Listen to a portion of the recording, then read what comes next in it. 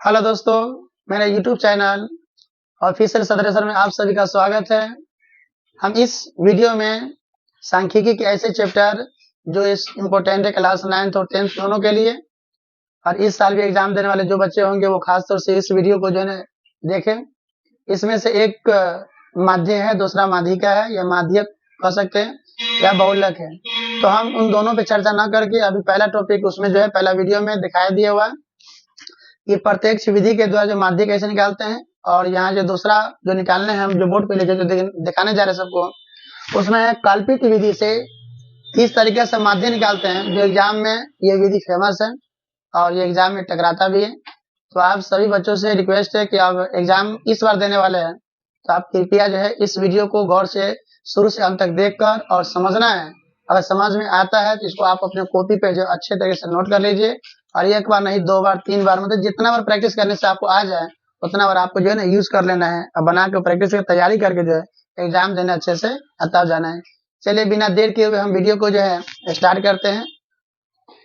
तो आप देख सकते हैं बोर्ड पे जो है पूरी तरह से लिखा हुआ है कि देखिए सवाल नहीं मतलब उस पर नोट किए है, और आपको हम जो बॉक्स में बता रहे हैं वो सवाल रहेगा। और यहाँ बॉक्स में है कि आप देख सकते हैं वर्ग अंतराल, जो आपको पता होगा पहले से जो क्लास 9th 10th में एग्जाम देने वाले बच्चे हैं, ये वर्ग अंतराल जो है ना हमेशा लिखा रहता है।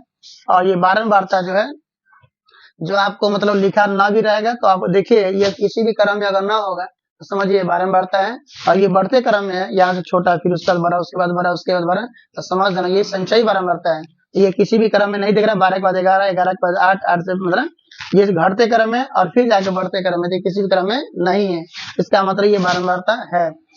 तो हम देखते हैं कल्पित विधि में जो है कितना बॉक्स बनाना पड़ता है। तो देखिए 1 2 ये पहले से दिया रहेगा, और ये x है, x मतलब वर्ग चिन्ह जो कहाँ से निकलता है, जो पिछले वीडियो में अगर समझ गए होंगे तो यहाँ भी समझ में आएगा कि वर्ग अंतराल में जाते हैं, इन दोनों को जो है ना जोड़कर, जैसे ये हो गया निम्न सीमा, ये हो गया उच्च सीमा, इन दोनों को जोड़कर और उसका आधा करके x वाला लाइन में लिख देंगे।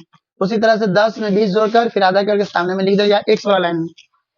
फिर 20 और 30 को जोड़कर कितना हो जाएगा 50, 50 का आधा कितना हो गया 25। इससे तो देख लेना है कि जब हम दो का निकाल कर इस तरीके से 5 में कितना जोड़ने से 15 आ गया है, तो 10 जोड़ने से उसी तरह से हम 10 15 में जोड़ देंगे, फिर 25 में 10 जोड़ देंगे, और 35 में 10 जोड़ने के बाद 45 फुट जाएगा। चलिए हम लोग देखते हैं कि डी इस विधि में कहाँ से निकालते हैं। तो डी लेने के लिए हम देखते हैं एक्स वाला लाइन में जाना है। किस लाइन में जाना है? एक्स वाला लाइन में।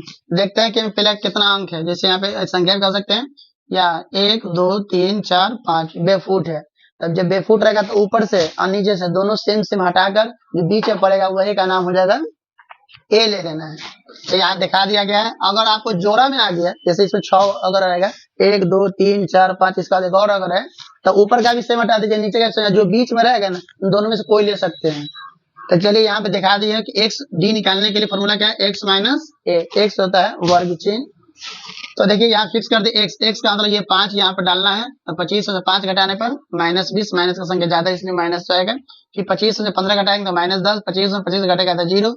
अब यहाँ पे डालेंगे तो 35 ज्यादा है, 25 का मतलब इसमें से घटाने पर 10 आएगा, फिर 45 में से 25 घटाने पर 20 आएगा।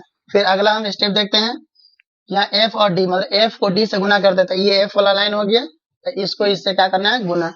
तो माइनस मतलब सीधे 12 को जो है माइनस 20 से गुना करने में कितना आएगा 240, गुना करके साइड में देख लीजिएगा।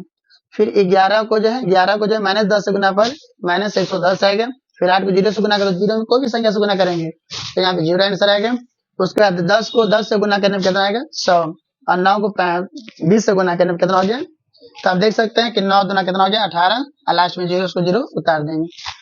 अब देखते हैं, अब जाके फॉर्मूला में आता है पहले कि माध्य बराबर क्या आता है, ए प्लस सिग्मा एफ डी बटे सिग्मा एफ। इसका नाम हो गया सिग्मा, अच्छा से आप लिख लीजिएगा।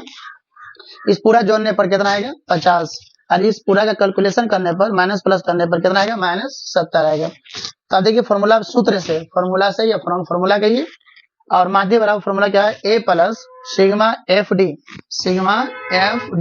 बटे में सिग्मा एफ।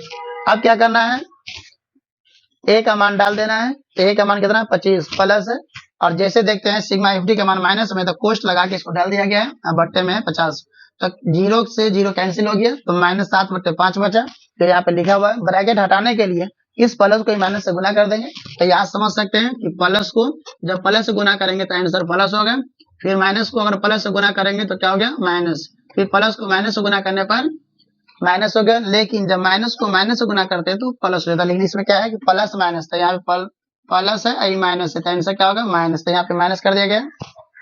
अब यहाँ पे कुछ नहीं होगा तो एक होगा, तो 1 और 5 का लसा लेंगे, तो 1 अलग है 5 और दोनों गुना कर देंगे, तो 5 एकम 5, 1 का पारा 5 पांचवा पढ़ना है, तो 1 और 25 को 5 से गुना कर देना है, फिर पारा पढ़ के ऊपर क्या करना है गुना, तो 25 पंचे 125 माइनस 5 का पारा 5 में एक बार आएगा, तो 7 एकम 7 घटा देंगे, 125 में से 7 घटेगा तो 118 बचेगा, और 118 में 5 से भाग देंगे, तो अगर भाग नहीं आ रहा तो साइड में देख लीजिए 1 1 8 इस तरीके से, तो 5 दूना 10 हो गया, आपको एक में से 0 घटेगा तो 1 बचेगा, और 8 उतार लेंगे कितना हो गया 18, फिर 5 तिया 15 हो जाएगा, 8 में से 5 घटेगा तो 3, और दशमलव डाल के, और दशमलव के बदले यहाँ 1 0 डाल सकते, तो 5 छक्के कितना हो गया 30।